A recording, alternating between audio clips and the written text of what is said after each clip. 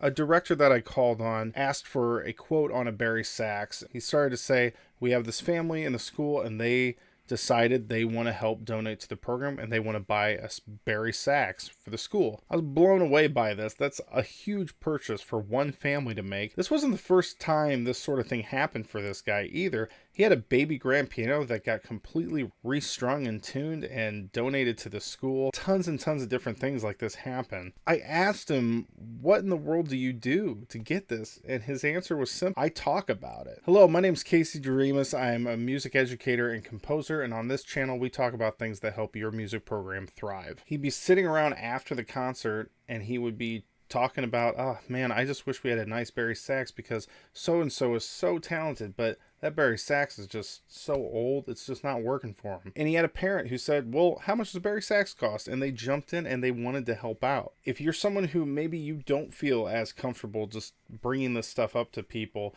you can do something that I call the supporting tree. At Christmas concerts, especially beginning of the year, you can say, hey, we have some needs in the music program. We have a Christmas tree over there. There's some ornaments on it. Each ornament has a dollar amount and a description of what that dollar amount goes to, and have it in your program. That's a pretty easy way not to have to go and beg people for things, but they can walk past it on their way out.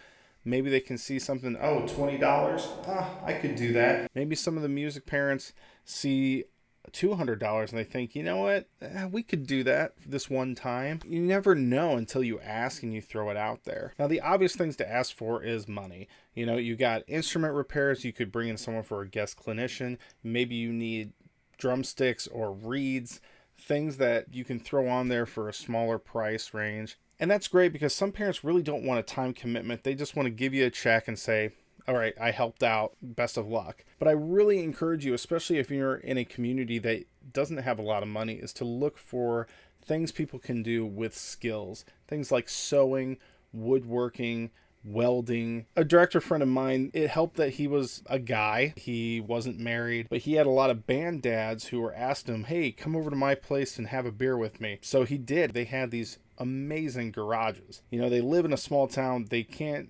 go to an auto repair shop in town, so they do their own repairs. If you get a dad who's a carpenter, he probably has a state-of-the-art woodworking shop in his garage, and he found out that he could just say, hey, could you make me this? And they would say, yeah, sure. And they pull out a bunch of scrap wood or whatever it is they're doing, and they would make something for him. I had a really great experience where my wife started a musical at her school, and we had all the musical parents come, and several of them were carpenters, and several of them just were pretty handy people. And so they all brought trailers of wood and all sorts of things. And we built these sets for pretty close to nothing. And it was amazing how proud these parents were to do this work because they got to feel like they helped out with something, which is really wonderful. I wouldn't call myself a really great woodworker, but the things I've made, yarn mallets, bass drum mallets, a really cheap but great practice pad, sleigh bells, sound paneling. I've modified drums to make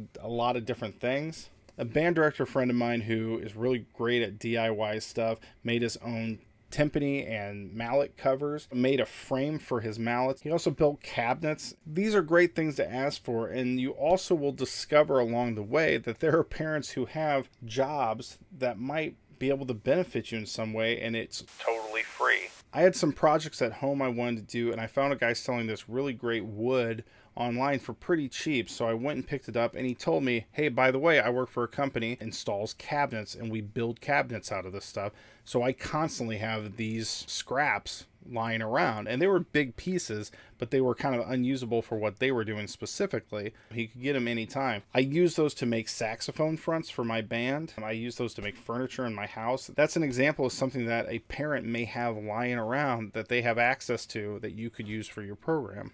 Of course, around the holidays, people are in a very giving mood, so this is a great thing to ask for.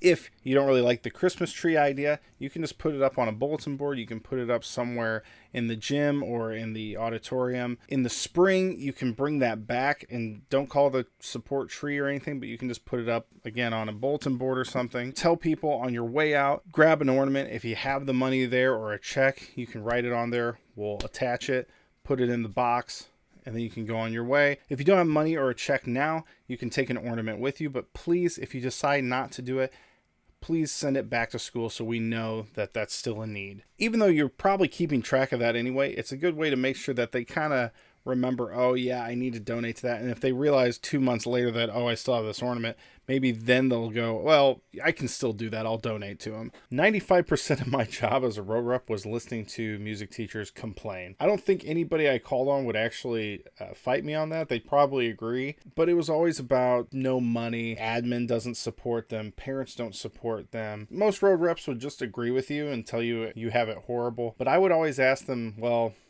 have you asked? I know that being a director is a lot of work. I know it's stressful. I know it's hard, but please don't have a negative attitude about this stuff if you haven't even tried and asked people for help. Best of luck to you guys. I hope you all have a wonderful holiday season and great winter concerts. See you in the next one.